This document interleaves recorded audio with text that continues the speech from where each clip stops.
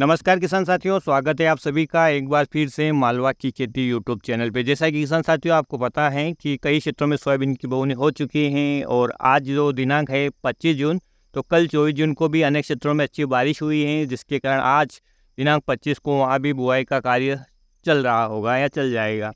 किसान साथियों, जब भी सोयाबीन की बुआई की बात आती है तब आपको बहुत सारे वीडियो या बहुत सारे कृषि वैज्ञानिकों की सलाह मिल जाएगी कि आपको सोयाबीन का बीज उपचार ज़रूर करना है। बहुत सारे किसान भाई बीज उपचार भी करते हैं। बाज़ार में बीज उपचार के लिए आपको अनेक प्रकार के फंगिसाइड और इंसेक्टिसाइड भी मिल जाते हैं। जैसा कि आपको पता है कि बीज उपचार के लिए फंगिसाइड, इंसेक्टिसाइड और राइजोबियम कल्चर का प्रयोग करते हैं, जिसे FIR पद्धति कहते हैं। लेकिन ज़्यादातर किसान भाई हैं वो केवल 2 प्रकार का ही बीजोपचार करते हैं, यानी फंगिसाइड और इंसेक्टिसाइड।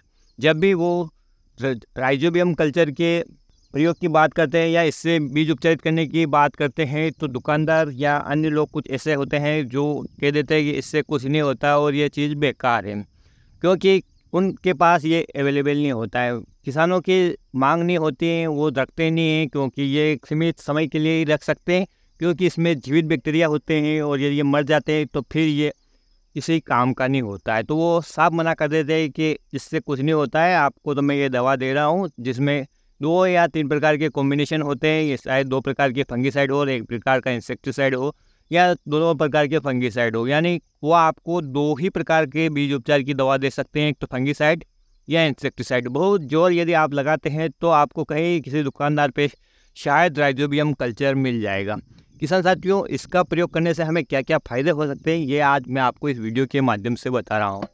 राइजोबियम यानी एक प्रकार का इसका बैक्टीरिया है जो कि हमारी खेती के लिए लाभदायक है। ये अनेक प्रकार की प्रजाति में पाया जाता है और जितनी भी दलहनी फसलें हैं उनकी जड़ों की गांठों को आपने देखा होगा, तो उनमें अलग अलग फसल के हिसाब से अलग अलग प्रजाति का ये बैक्टीरिया पाया जाता है।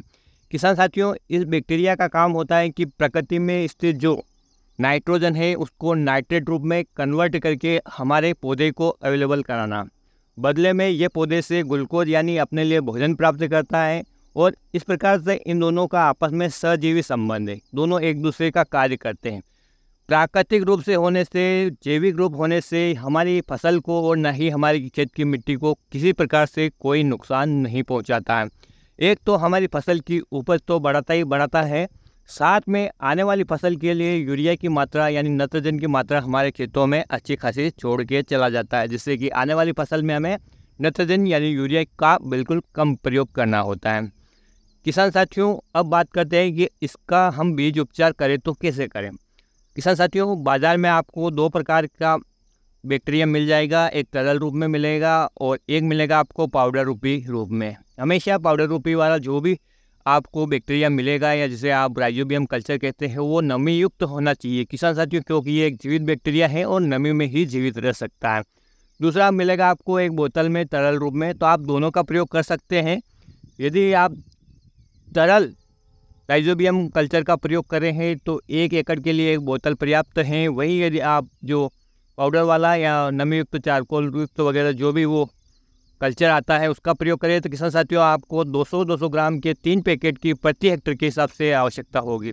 इसके लिए किसान साथियों आप यदि तरल वाला यूज़ कर रहे हैं तो डायरेक्ट उसे अपने बीजों पे अंत में, जब आप फंगिसाइड, इंसेक्टिसाइड का बीज उपचार कर ले उसके बाद अंत में उससे उपचारित करें। और यदि आप पाउडर वाला राइजोबियम कल्चर यूज़ कर रहे हैं तो इसके लिए किसान साथियों आपके बीज पे ये चिपकना बहुत ज़रूरी है।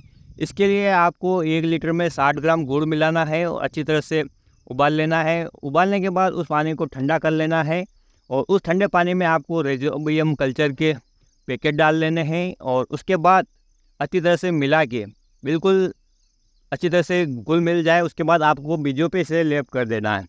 इस हिसाब से आप इस कल्चर से यदि सोयाबीन का बीज उपचार करते हैं किसान साथियों, तो आपका प्रति हेक्टेयर के हिसाब से मैं ये बात करूँ नाइट्रोजन की मात्रा की, तो वो 50 से 105 किलो तक की बचत होती है। यानी यदि इसे यूरिया के माध्यम से गिने, यदि हम यूरिया के माध्यम से नाइट्रोजन लगाए तो हमें कितना यूरिया डालना पड़ेगा, तो किसान साथियों जैसा कि आपको पता है कि 46% के हिसाब से हमें यूरिया में नाइट्रोजन की मात्रा मिलती है। तो आप अंदाज़ा लगा लीजिए, कम से कम 2 से 2.5 क्विंटल यूरिया की आपकी बचत हो जाती है केवल और केवल इस बीज उपचार से। तो क्यों ना आप इस वर्ष थोड़ी मात्रा में ही चाहे बीज उपचार इस राइजोबियम कल्चर से ज़रूर करें। किसान साथियों, एक बात मैं आपसे कह देना चाहता हूँ कि भले ही आप इंसेक्टिसाइड या फंगिसाइड से बीज उपचार महीने पहले भी कर लें तो कोई नुकसान नहीं होता, लेकिन जो राइजोबियम कल्चर होता है इसका आप प्रयोग कम से कम जितना आप बुआई के करीब हो उतना समय में करें, क्योंकि ये जीवित बैक्टीरिया होते हैं और इनको नमी की आवश्यकता होती है, साथ ही इनके खुराक की आवश्यकता होती है जो इन्हें नमी युक्त पदार्थ में ही मिलती है। तो आप इनको ज़्यादा समय पहले उपचारित ना करें। जब आप बुआई के लिए जा रहे हो तो थोड़ी देर पहले इसको उपचारित कर लें और फिर आप छाया में इसको सुखाएं, धूप में ना सुखाएं, अन्यथा बैक्टीरिया मर जाएगा तो फिर किसी काम का यह उपचार नहीं होगा। छाया में सुखाकर फिर आप तुरंत बोनी करें। सभी तैयारियां कर लेने के बाद किसान साथियों आपको ये बीज उपचार करना है। तो इस राइजोबियम कल्चर के बीज उपचार से आपको ये फायदे होने वाले, जो भी गांठें बनेगी किसान साथियों वो खेत में आपकी फसल हार्वेस्टिंग के बाद बनी रहेगी, और वो गांठें जब अगली फसल आप लगाएंगे उसमें फिर से यूरिया देने का काम करेगी, यानी नाइट्रोजन देने का काम करेगी, क्योंकि उनमें जो नाइट्रोजन हमारे बैक्टीरियाओं ने स्थिर करके रखा है वो काम आएगा। सबसे बड़ी बात किसान साथियों मैं आपसे कहना चाहूँगा, यदि इस वर्ष आपने खेत में तालाब की मिट्टी भरवाई है या आपने नया खेत तैयार किया है अपनी पड़त भूमि से, तो उस खेत में आपको 100% राइजोबियम कल्चर का प्रयोग करना ही करना है। यदि किसी प्रकार से आप ये उपचार नहीं कर पाए तो आपको कम से कम जिस खेत में पिछले वर्ष से आपने सोयाबीन की बुआई की थी वहाँ से कुछ मिट्टी उठाकर अपने पूरे खेत में फैला देना है। उससे क्या होगा कि ये जो बैक्टीरिया है आपके खेतों में ऑटोमेटिक चले जाएंगे, और बहुत ही अच्छा होगा यदि आप बीज उपचार करके इस प्रक्रिया को अपनाएं। किसान साथियों, ये प्राकृतिक बैक्टीरिया होते हैं या जैविक बैक्टीरिया होते हैं जो हमारी खेत की मिट्टी को किसी प्रकार का नुकसान नहीं पहुंचाते हैं।